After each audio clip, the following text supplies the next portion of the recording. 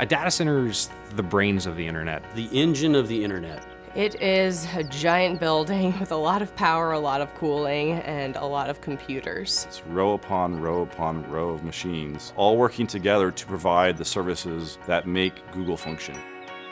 I love building and operating data centers. I'm Joe Cava, Vice President of Data Centers at Google. I'm responsible for managing the teams globally that design, build, and operate Google's data centers. We're also responsible for the environmental health and safety, sustainability, and carbon offsets for our data centers. This data center here in South Carolina is one node in a larger network of data centers all over the world. Of all the employees at Google, a very, very small percentage of those employees are authorized to even enter a data center campus. The men and women that run these data centers and keep them up 24 hours a day, 7 days a week, they are incredibly passionate about what they're doing. In layman's terms, what do I do here? I typically refer to myself as the herder of cats. And I'm an engineer, hardware site operations manager. We keep the lights on. And we enjoy doing it. And they work very hard. So we like to provide them a fun environment where they can also play hard as well.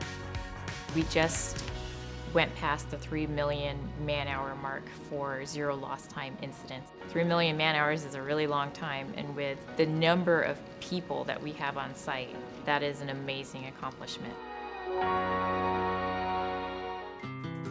I think the Google data centers really can offer a level of security that almost no other company can match. We have an information security team that is truly second to none. You have the expression, they wrote the book on that. Well, there are many of our information security team members that have really written the books on best practices in information security. Protecting the security and the privacy of our users' information is our foremost design criteria.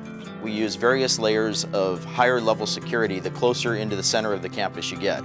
So just to enter this campus, my badge had to be on a pre-authorized access list. Then to come into the building, that was another level of security. To get into the secure corridor, which leads to the data center, that's a higher level of security.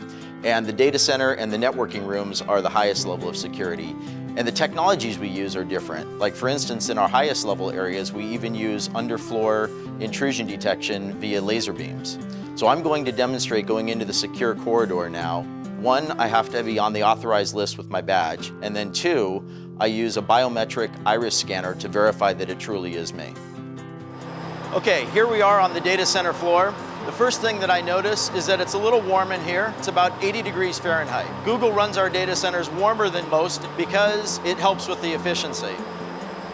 You'll notice that we have overhead power distribution. Coming from the outside yard, we bring in the high voltage power, distribute across the bus bars to all of the customized bus taps that are basically plugs where we plug in all the extension cords. All of our racks don't really look like a traditional server rack. These are custom designed and built for Google so that we can optimize the servers for hyper efficiency and high performance computing. It's true that sometimes drives fail and we have to replace them to upgrade them because maybe they're just no longer efficient to run. We have a very thorough end-to-end chain of custody process for managing those drives from the time that they're checked out to the server till they're brought to an ultra-secure cage where they're erased and crushed if necessary. So any drive that can't be verified as 100% clean, we crush it first, and then we take it to an industrial wood chipper where it's shredded into these little pieces like this. In the time that I've been at Google for almost 6.5 years now, we have changed our cooling technologies at least 5 times. Most data centers have air conditioning units along the perimeter walls that force cold air under the floor that then raises up in front of the servers and cools the servers. In our solution, we take the server racks and we butt it right up against our air conditioning unit. We just use cool water flowing through those copper coils that you see there. So the hot air from the servers is contained in that hot aisle.